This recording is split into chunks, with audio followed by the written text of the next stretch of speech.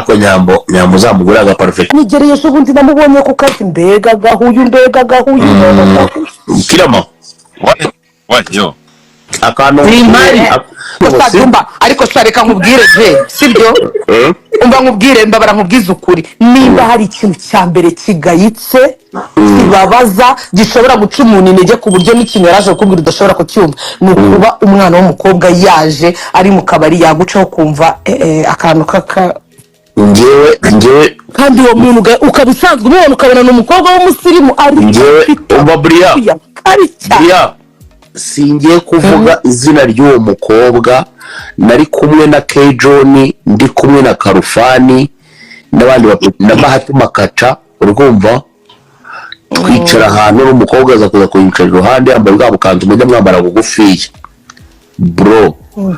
mu maguru ye haturutsemo akuka gashyushye urumva ariko nkagira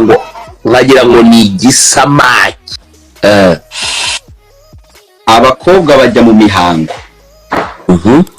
oya umva ntubeshye ndi hano imihango rero iyo uri kuri seti katuvuge kwa Kiramani abari abakobwa benshi iyo muri kuri seti sibyo andere baragiye baragukinishije urahagumye katuvuge nk'ikintu cy'iminota 40 none se ntabwo ufite baga watwaye izindi padi skusetsa wowe mani biragufatirana mani kandi uri umukobwa urabizi mani ko ibyo biboro byagufatirana oya Dumba reka n'abakobwa bari aho ntabwo babura n'ubundi ibyo binuze ibyo biboro reka umva nkubwire Dumba abakobwa biyitaho ku buryo usanga mu masakoshi yabo baba bafitemo ama wipes urukumva baba bafitemo utuntu n'utundi none yaziyuko ari no muri ibyo bihe bimeze gutya ubu usanga afite nk'amapadi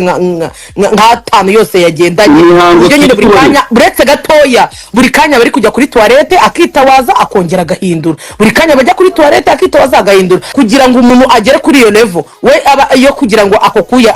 rubanda rukumbe we ntago yiyumva uzise ntabwo yumva Bria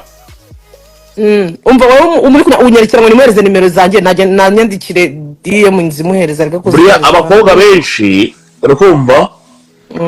abakobwa benshi uko namaze kubibona ava kwa Jamata akarabye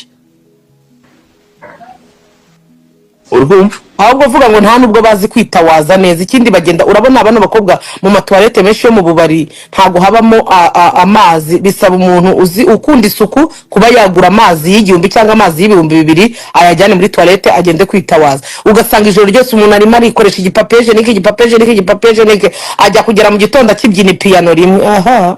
mwitahira nibyo ngubwira ubundi Bria Dumba yego Bria umushindi bisaba kuwukurugutura bro kinacyo hari umukobwa numvisha avuga abandi bakobwa baranuka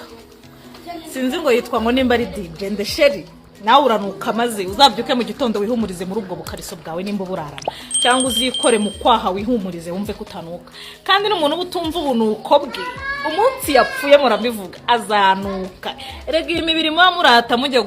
ku body shaming abandi bantu mugivuga ko bagira body odor nayo ibigenda ninyo nukuri kwimana ninyo mwa muri ninyo mwa murimo murarana ugasanga akantu nkawe kakifata bro kakavuga ngo umuntu aranuka shimira Imana wenda kutagira iyo body odor ariko bitewe n'ubugambo ufite ari gihe wazana yirenga ugashiduka usigaye nuka amafi nta mugore utanuka niyo waba woga gute sibyo murabizi namwe ukuntu duteye mujye mubyuka mu gitondo mwihumurize mwumve ko mutanuka banze ugafata micro ukata imbere ya kamera imbere ya Irene ngaranuka kandi n'inshuti yawe nimba nuka yamaze urumva nimba nuka yamaze ntagakunukira ntiyagusabye amashampo ntiyagusabye amasabune bundi bajya bavuga ngo ubukobwa bw'ubuzingo bunanutse sinzi ikintu bupfana kandi ubwo nanjye nduruzingo sinzi ikintu bupfana nyine no kuvuga abandi bantu uka body shaming umuntu ngagira oderi nuka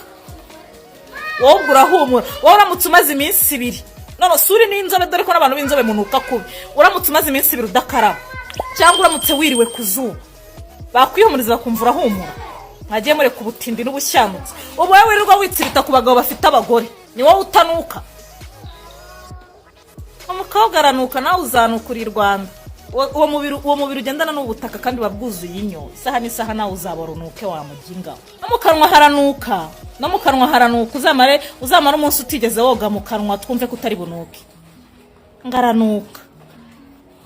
Ndizi inshinzi zo kuri TikTok ziba zaraturumbutse ngo ni DJ nde. Icyo nkuziho nuko uteretana n'abagabo bubatse. Rero besone nguranuka. Nawe uranuka crash we uranuka. Nimba man iyo umuntu ubona wenda afite umuhumuro utakunejeje